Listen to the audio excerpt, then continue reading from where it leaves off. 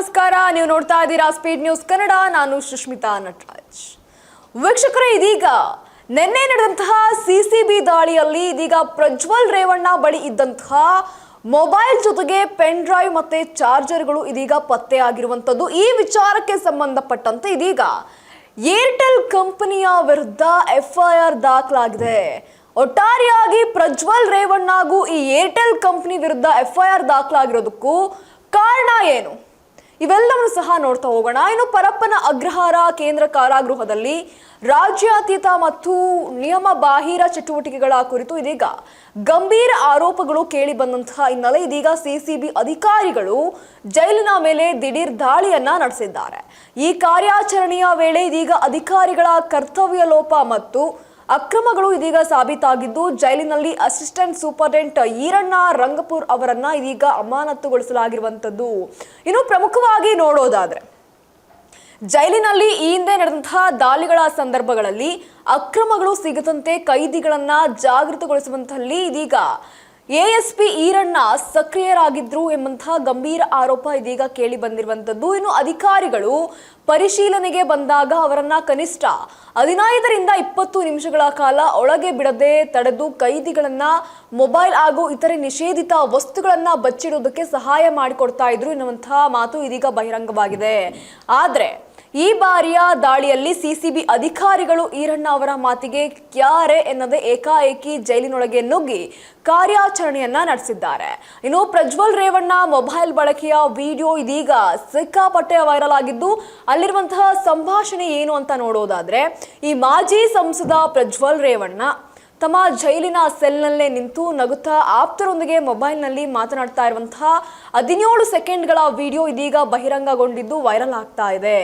ಈ ಸಂಭಾಷಣೆಯಲ್ಲಿ ಆಪ್ತನು ನೀವು ಫೋನೇ ಮಾಡಿಲ್ಲವೆಂದು ಅಳ್ತಾ ಇದ್ರೆ ಮೊದಲು ಹೊರಗೆ ಬನ್ನಿ ಅಂದಾಗ ಪ್ರಜ್ವಲ್ ನಾನು ಅವರಿಗೆ ಮೊನ್ನೆ ತಾನೇ ಫೋನ್ ಮಾಡಿದ್ದೆ ಅಂತ ಉತ್ತರಿಸಿರೋದು ಇದೀಗ ದಾಖಲಾಗಿರುವಂಥದ್ದು. ಇನ್ನು ಈ ವಿಡಿಯೋ 3-4 ತಿಂಗಳುಗಳ ಹಳೆಯದು ಎಂಬಂತಹ ವಿಚಾರ ಇದೀಗ ಒಂದಷ್ಟು ಶಂಕೆ ಇದೀಗ ವ್ಯಕ್ತ ಆಗ್ತಾ ಇರುವಂಥದ್ದು. ಹಲವು ತಿಂಗಳುಗಳಿಂದ ಜೈಲ್ ಅಧಿಕಾರಿಗಳು ಹಣವನ್ನ ಪಡೆದು ಪ್ರಜ್ವಲ್ಗೆ ಮೊಬೈಲ್ ಬಳಕೆಗೆ ಅವಕಾಶವನ್ನ ಮಾಡಿಕೊಟ್ಟಿದ್ದಾರೆ ಎಂಬುವಂತಹ ಅನುಮಾನವೂ ಸಹ ಇದೀಗ ಮೂಡಿ ಬಂದಿದೆ. ಇನ್ನು ಆಗಸ್ಟ್ 6ರಂದು ಜೈಲು ಸಿಬ್ಬಂದಿ ನಡೆಸಿದಂತಹ ಬ್ಯಾರಕ್ ಪರಿಶೀಲನೆಯ ಒಂದಷ್ಟು ವಿಚಾರ ಎಲ್ಲೋ ಒಂದು ಕಡೆ ಕಾಟಾಚಾರಕ್ಕಿತ್ತು ಎಂಬುವಂತಹ ಪ್ರಶ್ನೆಯೂ ಸಹ ಇದೀಗ ಎದ್ದಿರುವಂಥದ್ದು.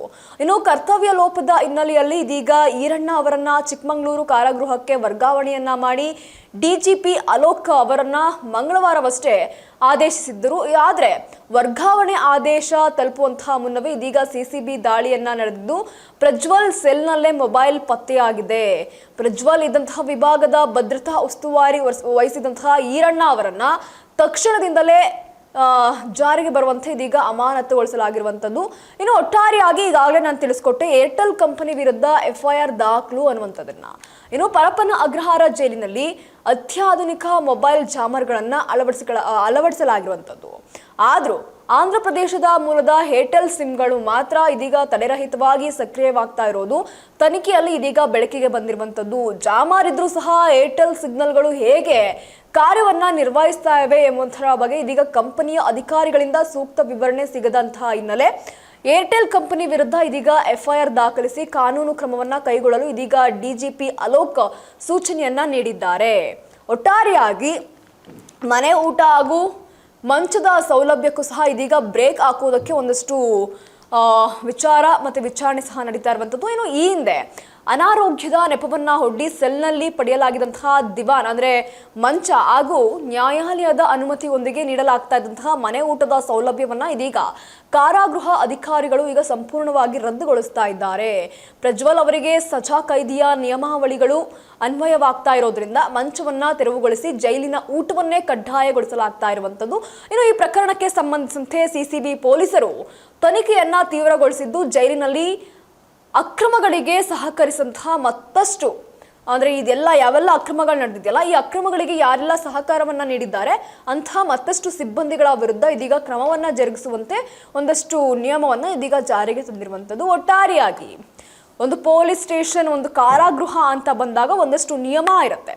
ಸಜಾಬಂದಿಗೆ ಯಾವೆಲ್ಲ ರೀತಿಯ ಒಂದಷ್ಟು ನಿಯಮ ಇದೆಯೋ ಅದೇ ರೀತಿ ಎಲ್ಲ ಕೈದಿಗಳಿಗೂ ಸಹ ನೀಡಬೇಕಾಗುತ್ತೆ. ಆದರೆ ಒಂದಷ್ಟು ಅನಾರೋಗ್ಯದ ನೆಪವನ್ನ ಒಡ್ಡಿ ಈಗಾಗಲೇ ತೆಗೆದುಕೊಂಡಂತಹ ಮಂಚ ಆಗಿರ್ಬೋದು, ಮನೆಯಿಂದ ಬರ್ತಾ ಇದ್ದಂತಹ ಊಟಗಳಾಗಿರ್ಬೋದು, ಈ ಎಲ್ಲ ಸೌಲಭ್ಯವನ್ನ ರದ್ದುಗೊಳಿಸಬೇಕು ಅಂತ ಈಗಾಗಲೇ ಪ್ರಜ್ವಲ್ ರೇವಣ್ಣ ಅವರ ವಿರುದ್ಧ ಹೇಳಿರುವಂಥದ್ದು. ಇನ್ನು ಸಜಾ ಕೈದಿಯ ನಿಯಮ ಏನಿದೆಯಲ್ಲ ಅದು ಇವ್ರಿಗೂ ಸಹ ಅನ್ವಯ ಆಗುತ್ತೆ ಅಂತ ಹೇಳಿದ್ದಾರೆ. ಇನ್ನು ಈ ವಿಚಾರಕ್ಕೆ ಸಂಬಂಧಪಟ್ಟಂತೆ ಯಾರೆಲ್ಲ ಈ ರೀತಿಯ ಕೃತ್ಯಗಳನ್ನ ಮಾಡೋದಕ್ಕೆ ಮೊಬೈಲ್ ಬಳಕೆ ಆಗಿರ್ಬೋದು, ಒಂದಷ್ಟು ಬೇರೆ ಬೇರೆ ರೀತಿಯ ವಸ್ತುಗಳನ್ನು ಉಪಯೋಗಿಸುವಂತಹ ರೀತಿಯಾಗಿದ್ದು, ಇದೆಲ್ಲದಕ್ಕೂ ಸಹ ಯಾವೆಲ್ಲ ಸಿಬ್ಬಂದಿಗಳು ಹೆಲ್ಪ್ ಮಾಡಿದ್ರು ಅವರೆಲ್ಲರಿಗೂ ಸಹ ಇದೀಗ ಒಂದಷ್ಟು ಶಿಕ್ಷೆಯನ್ನು ಕೊಡುವಂತಹ ವಿರುದ್ಧ ಆಗಿರ್ಬೋದು. ಈಗಾಗಲೇ ಈರಣ್ಣ ಅವ್ರಿಗೆ ಶಿಕ್ಷೆ ಆಗ್ತಾ ಇದೆ.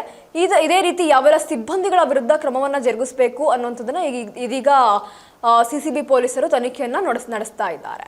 ಒಟ್ಟಾರೆಯಾಗಿ ಪ್ರಜ್ವಲ್ ರೇವಣ್ಣ ವಿಚಾರದಲ್ಲಿ ಮತ್ತೆ ಯಾವೆಲ್ಲ ರೀತಿಯಲ್ಲಿ ಬೆಳವಣಿಗೆ ಆಗುತ್ತೆ ಅನ್ನೋದನ್ನ ಮಾತ್ರ ಕಾದು ನೋಡಬೇಕಾಗಿರುವಂಥದ್ದು. ಇದಾಗಿತ್ತು ಈ ಕ್ಷಣದ ಸುದ್ದಿ. ಮತ್ತಷ್ಟು ಅಪ್ಡೇಟ್ಸ್ಗಾಗಿ ನೀವು ನೋಡ್ತಾ ಇರಿ ಸ್ಪೀಡ್ ನ್ಯೂಸ್ ಕನ್ನಡ. ಸುದ್ದಿ ನಿಮ್ಮದು, ವೇಗ ನಮ್ಮದು.